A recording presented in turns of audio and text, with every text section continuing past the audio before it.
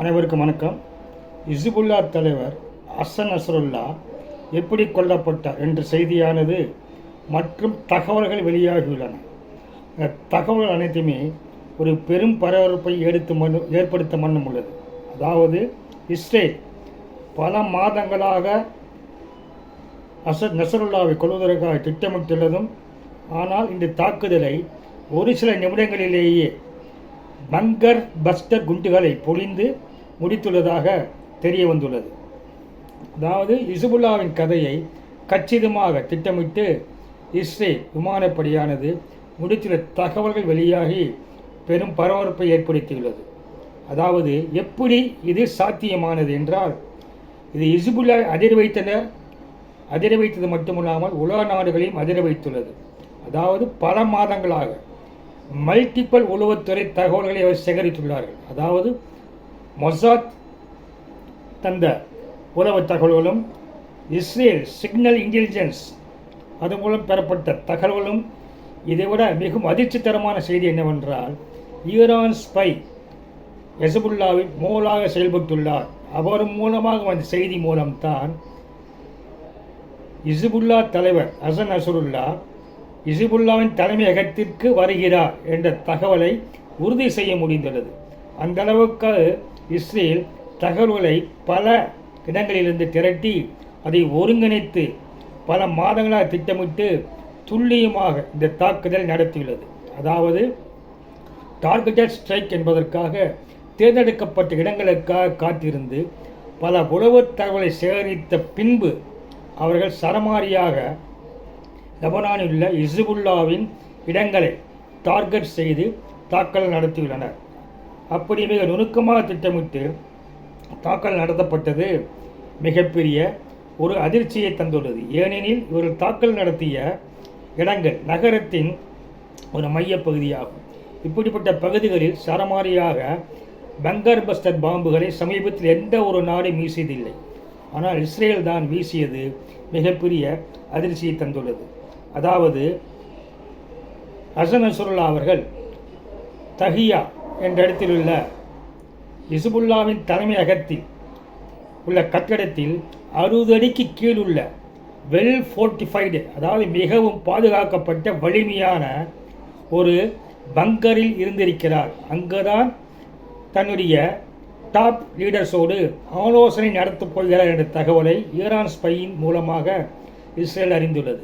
அது மட்டுமல்லாமல் அவர் தற்பொழுது அங்கே வந்திருக்கிறார் என்று உறுதி செய்யப்பட்ட தகவலும் ஈரான் ஸ்பை மூலியமாக இஸ்ரேல் பெற்றுள்ளது. அதன் பிறகே தாக்கல் நடத்த முடிவு செய்துள்ளனர். அந்த தாக்கல் நடத்த முடிவு செய்யும் பொழுது இஸ்ரேலை பிரதமர் நேத்தன்யாகு இஸ்ரேலில் இல்லை என்பது குறிப்பிடத்தக்கது. அவர் அமெரிக்கா சென்று ஐநாவில் உரை நிகழ்த்தி கொண்டிருக்கிறார். இந்த சூழ்நிலையில் தாக்குதல் நடக்குமா நடக்காது என்று உறுதியாக இஸ்புல்லா நம்பியிருந்த சமயத்தில் இந்த தகவல் பிரதமர் நேத்தன்யாகுவுக்கு தெரிவிக்கப்பட்டுள்ளது. அதன் பிறகு இஸ்ரேல் பிரதமர் நேத்தன்யாகு தன்னுடைய நியூயார்க் அறையில் ஓட்டலில் உள்ள அறையிலிருந்து இஸ்ரேல் ராணுவத்திற்கு தாக்கல் நடத்த அனுமதி உத்தரவு அளித்த பின்பே தாக்கல் நடத்தப்பட்டுள்ளது. குறிப்பாக இந்த தாக்குதலில் F-35 ஃபைட்டர் ஜெட் மூலமாக பங்கர் பஸ்டர் குண்டுகளை வீசிதான் தாக்கல் நடத்தியுள்ளார்கள். குறிப்பாகவே லெபனான் மீது 2000க்கு மேற்பட்ட முறைகள் விமானங்கள் தாக்கல் நடத்தியதில் இது குறிப்பிட்ட இடத்தில் ஹசன் நஸ்ருல்லா தங்கியுள்ள இடத்தில் தாக்கல் நடத்துவதற்காகவே F-35 ஃபைட்டர் ஜெட் மூலம் பங்கர் பஸ்டர் குண்டுகளை வீசி தாக்கல் நடத்தியுள்ளனர். கிட்டத்தட்ட 85 குண்டுகளை அவர்கள் இந்த விமானம் மூலம் தாக்கல் நடத்தியுள்ளதாக தெரிய வந்துள்ளது. அதாவது ஒவ்வொரு பங்கர் பஸ்டர் குண்டுகளும் சுமார் 1000 பவுண்டுகள் 2000 பவுண்டுகள் என்று எடையுடையது. அது மட்டுமல்லாமல் சில குண்டுகள் 975 கிலோ என்றும் சில குண்டுகள் 1500 கிலோ எடையுள்ளதாகும் என்று கூறப்பட்ட நிலையில் 85 குண்டுகளின் மொத்த எடையானது 80 டன் இருக்கும் என்று கூறப்படுகிறது. அதாவது இந்த குண்டுகளினுடைய சக்தி என்ன அப்படி என்றால், இந்த பங்கர் பஸ்டர் குண்டுகள் பூமியின் மீது விழுந்தால் உடனே வெடிக்காமல் பூமியை துடைத்து கொண்டு சென்று 60 அடி ஆழம் சென்ற பின்பே வெடித்து சிதறும். அப்படி யாரால் பங்கரில் இருந்தால் அனைவருமே உயிரிழக்கக்கூடிய நிலை ஏற்படும்.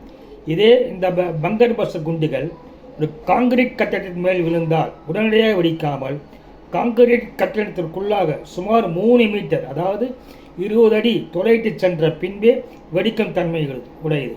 அப்படி வெடித்தால் அந்த கட்டடமே மொத்தமாக இடிந்து தரைமட்டமாகிவிடும். கட்டடத்தில் இருப்பவர்கள் அல்லது கட்டடத்தின் அடியில் கீழ்த்தல் தளத்தில் உள்ளவர்களும் பலியாகக்கூடிய அது கொல்லப்படக்கூடிய நிலை உருவாகும். அப்படிப்பட்ட குண்டுகளை தான் இஸ்ரேல் பங்கர் பஸ்டர் என்ற குண்டுகளை பயன்படுத்தி ஹிஸ்புல்லாவின் தலைமையகத்தின் தாக்குதல் நடத்தியதில் அங்குள்ள ஹசன் நசருல்லா உட்பட பல டாப் கமாண்டர்கள் கொல்லப்பட்டனர் என்று தகவல் வெளியாகியுள்ளது. மிகப்பெரிய அதிர்ச்சியை தந்துள்ளது. தற்பொழுது வந்த செய்தியின்படி ஹசன் நசருல்லா அவர்களுடைய உடல்கள் கண்டெடுக்கப்பட்டுள்ளது. அதில் எந்தவிதமான காயமும் இல்லை என்று கூறப்படுகிறது. தற்பொழுது மருத்துவமனையில் சோதனைக்காக அனுப்பி வைக்கப்பட்டுள்ளனர். அதாவது இந்த குண்டுகள் சரமாரியாக தலைமையகத்தின் மீது விழுந்ததால் அந்த இடத்தில் கட்டடங்கள் தரைமட்டமாகி சுமார் 15-20 அடி ஆழத்திற்கு பள்ளமே ஏற்பட்டுள்ளது. அப்பொழுது இந்த அதிர்ச்சி காரணமாக ஹசன் நசருல்லா கொல்லப்பட்டிருப்பார் என்ற ஒரு சந்தேகம் ஏற்பட்டுள்ளது.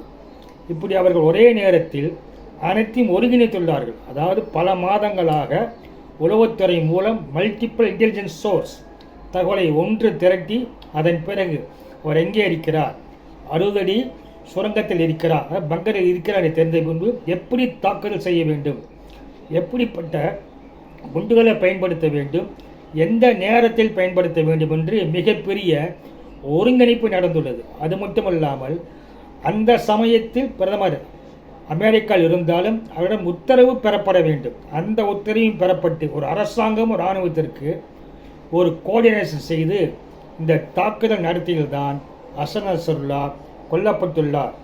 அவருடன் இருந்த ஆலோசனை நடத்திய டாப் லீடர்ஸும் கொல்லப்பட்டனர் என்று செய்தியானது வெளியாகியுள்ளது.